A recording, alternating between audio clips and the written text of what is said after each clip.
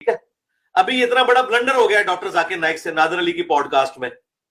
वो बेसिकली यही लफ्ज बोलना चाह रहे थे शरह सदर, उनके मुंह से इल्हाम निकल गया, तो उस बेचारे से अल्फाज का चुनाव गलत हो गया। वो बेसिकली शरह सदर कहना चाह रहा था, जो उसने कह दिया कि अल्लाह ताला ने मेरे दिल में इल्हाम कर दिया उस वक्त जवाब। इस तरह नहीं होता भाई, ना इस तरह दीन के मामला चलते हैं।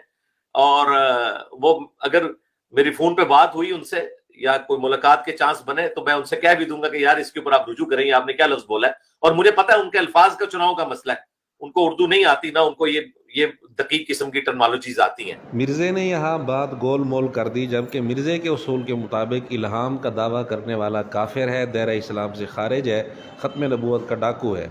इसलिए मिर्ज़ा अपने उसूल के मुताबिक चलते हुए डॉक्टर जाकिर नाइक से ये भी कहे कि कलमा भी दोबारा पढ़े, और ये भी कहे कि चाचू जी चाची गई निकाह भी दोबारा करे, और ये फतवे ख़ुद मिर्ज़े ने लगा रखे हैं।